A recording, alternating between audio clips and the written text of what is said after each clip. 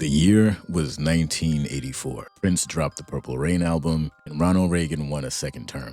That same year, producer-director Ivan Reitman convinced Columbia Pictures to take a chance on a film that would be the first of its kind and make an indelible mark in film history. Few films of the 1980s have achieved the cultural longevity, critical acclaim, and commercial success of Ghostbusters. The film continues to resonate with audiences decades after its release. Now, I might be dating myself here, but I didn't get to see this one in the theaters because the only way that'd be possible in 1984 would be for me to involve a trench coat and the assistance of at least two of my cousins. I did, however, get to watch this film a few years after its release, while I was still a wee tadpole, and I can remember exactly how I felt watching it. So recently I decided to rewatch this film for the first time since I was about 12. I guess I was curious to see how it held up, and well, it does. But that rewatch also got me interested in learning more about the film, which led me down a rabbit hole, and well, here we are. In this retrospective, we'll explore why Ghostbusters is such an important film and the fascinating behind-the-scenes elements that contributed to its enduring legacy. Sounds like something you're interested in? Stick around. By the way, I'm the Nautilus, and these are the channel patrons, kind people who keep this show going, the kind of people I will be forever indebted to. Intro's done, it's time to dive. When Ghostbusters premiered in June 1984, it pretty much redefined the genre. With its blend of comedy, science fiction, horror, and the supernatural, this film struck a rare balance that captivated audiences across the country and eventually the globe. This was unique for the time, unlike today where we have a number of horror comedies to choose from. Back in the 80s, this rare blend of comedic sci-fi horror was not the norm, and posed a major risk to the studio to produce due to the uncertainty about the public's reception. They simply could not be sure that this film would go over well with the audience. As far as the box office goes, Ghostbusters put butts in seats. The film grossed over $295 million worldwide, making it the highest grossing comedy of its time. Not too shabby. More than the box office success, it became a global brand, spawning an animated series, a gang of sequels, toys, comics, and of course video games. Who hasn't at one time or another heard someone say the famous catchphrase, "Who you gonna call?" or "Don't cross streams"? These are some of the most recognizable slogans in film history. But let's be a little more specific. Let's talk about the script, because it's one of the more interesting behind-the-scenes subjects when it comes to this project. Ghostbusters was written by Dan Aykroyd and Harold Ramis. Both of these guys were veterans of a little show called Saturday Night Live. You may have heard of it. And another comedy show called Second City, a Canadian sketch comedy that aired from 1976 to 84. So we're talking about comedy veterans with a history, so there's every reason to expect a good synergy here. One thing that truly blew my mind was learning about Dan Aykroyd's deep connection to the paranormal in real life. Apparently, Dan Aykroyd comes from a family that's pretty familiar with the subject. Aykroyd's great-grandfather was a psychic investigator, and his father wrote a book called A History of Ghosts, the true story of seances, mediums, ghosts, and Ghostbusters. It's no wonder he grew up with a fascination for this stuff from an early age. And it's this personal interest that influenced the original concept of the Ghostbusters film. That version, though, was very different from what we actually ended up with, because the original idea for the film was much, much darker. Aykroyd originally envisioned an epic sci-fi adventure involving a group of ghost hunters battling interdimensional bad guys across space and time. Yeah, you heard that right. They were going for time travel. Imagine Terminator starring these guys. We almost had that. We almost had it. Obviously, some changes to the script were made with the idea of making the film appeal to a broader audience. Aykroyd's belief in paranormal phenomena remains deeply embedded in the Ghostbusters DNA despite the tonal shift. Aykroyd still managed to stuff as many real-world references to the paranormal into this film. This detail is the key to why this film works. Rooting aspects of the story in reality has a grounding effect, making the absurdly fictional world feel immediate and believable. The truth is, Aykroyd's idea for the film didn't stand a chance due to the limitations of the budget. Enter Ramis to help rework the script into something within reach. Director Ivan Reitman, also known for movies like Meatballs, Kindergarten Cop, and Twins. Reitman's idea going into the project sets us in a supernatural comedy that walks a fine line by making the daring attempt at being funny without belittling the premise of the film. Ghostbusting is serious business. It's the guys that are suited up to catch the ghosts that just happen to have a good sense of humor. This isn't the easiest thing to do, but they pulled it off. The result was a script that treated the absurd with sincerity, a concept that would change the game when it comes to Hollywood storytelling.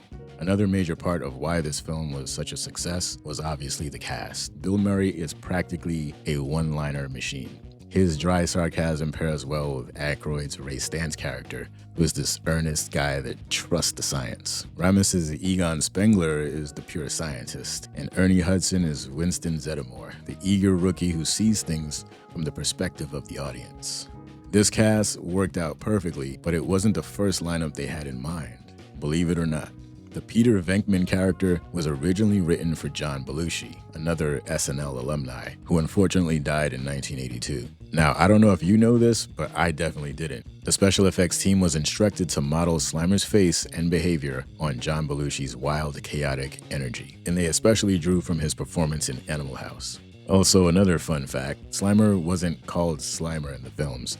In fact, he was never named at all until the animated series dubbed him Slimer. Previous to this, the staff referred to him as Onion Head, which I find equally as funny, but I definitely think Slimer was the one to go with. Now, another banger of a factoid is that Eddie Murphy was originally considered for the Winston role, but Eddie turned down the job in favor of starring in Beverly Hills Cop. Imagine pulling up to that fork in the road. You can either star in Ghostbusters or Beverly Hills Cop. You could say that either choice would have been a success. Anyway, the point is, there's a good balance among the four main characters, but we can't overlook the performances of the supporting cast. Sigourney Weaver, arguably the reigning queen of sci-fi, which began with her then recent role starring in Alien. Her addition to the cast definitely added some credibility and star power to the project. She kind of acts as the perfect counterpoint to all of the chaos. Then of course you have Rick Moranis, originally a replacement for John Candy. He improvised much of the role of Louis Tully. The well-meaning but intrusive neighbor delivers one of the film's most endearing performances as a hapless victim of circumstance. Rewatching this one made me realize how much I miss seeing this guy in films. And we can't forget Annie Potts' portrayal of Janine Melnitz, the no-nonsense secretary with a sharp tongue. Janine serves as the anchor to the real world that keeps the rest of these guys focused. The Ghostbusters story itself is honestly fairly straightforward though. Story spoilers ahead in case you don't want to know the rundown. You have 3 seconds to get up out of here. So a group of scientists that are interested in paranormal activity find themselves in a financial ditch. So they take it upon themselves to go into the ghost busting business. Now this is all going down while this ancient other dimensional being called Gozer, hailing from ancient Sumeria, is plotting to return to our realm to destroy everything, starting with New York City because what better place to kick off the end of the world. Our heroes clean up the city's ghost problem, but there's still a massive loose end to contend with. Apparently, a secret order of weirdos set up this hotel to be a gateway for Gozer to return, with a little help from 2 loyal minions, a key holder and a key master, in the possessed forms of Dana and Tully. There is this goofy EPA guy who makes things worse by forcing the Ghostbusters to release all the ghosts that they've recently caught. This triggers the final scene where the Ghostbusters fight the most ridiculous final boss ever in the Stay Puft Marshmallow Man. Classic stuff. Try to imagine what this scene does to a 12-year-old kid. Yeah, it's life-changing. Interesting fact, this Art Deco encrusted hotel that the big battle takes place in, the Sedgwick Hotel, isn't even in New York City. It's actually in California, and it's called the Millennium Biltmore. Now we're going to talk about what went on in production that you may or may not know. Now, to say that production was up against it during the making of this film would be an understatement.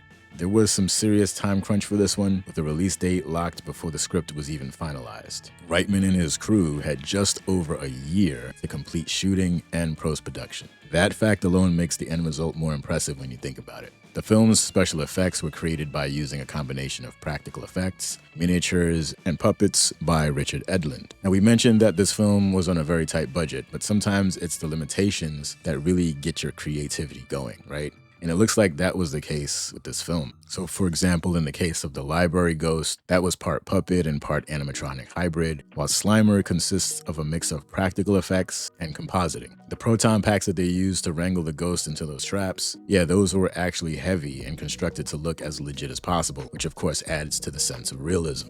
Elmer Bernstein created the soundtrack for the film. Probably noticed that it had a very unique sound, and that's because he used an instrument called the Onde Martineau. Here's a taste of what it sounds like.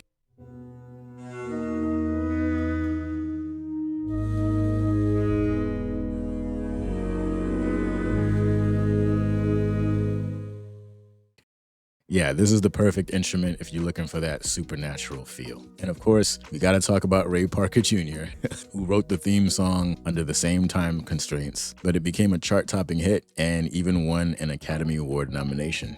But we're not done with the BTS factoids just yet. There's more where that came from.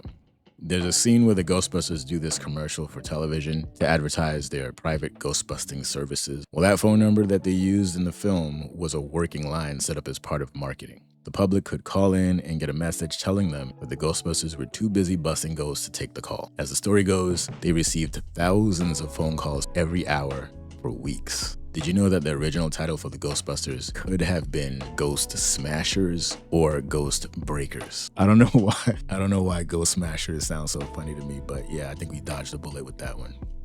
Not limiting itself to ghosts and a few laughs, Ghostbusters addressed the issues of bureaucratic meddling, science versus superstition, and entrepreneurship. The Ghostbusters themselves are basically blue-collar professors who had to work for themselves to gain recognition after being snubbed by the university. Essentially, the government, represented by this Peck character, is positioned to be a threat along with the supernatural baddies. Critics have also interpreted Zool's transformation and possession of Dana as a reflection of the existential dread and pitfalls of urban isolation.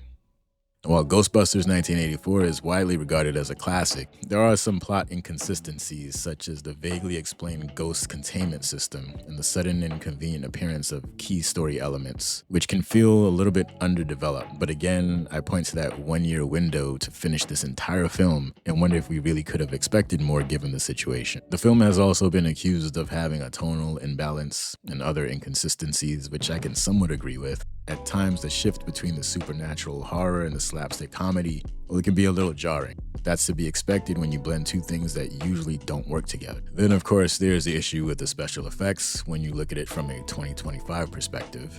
In the 80s, these special effects knocked off a few socks, but by today's standards, you could argue that the special effects look a little outdated, because they are.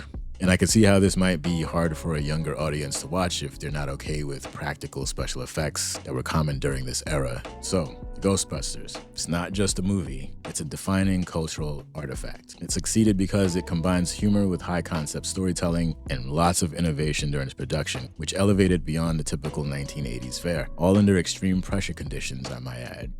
This film remains important not only because of its success at the box office, but because it showed Hollywood and the world that there is indeed an audience out there for a movie that is smart, funny, and just a little bit freaky.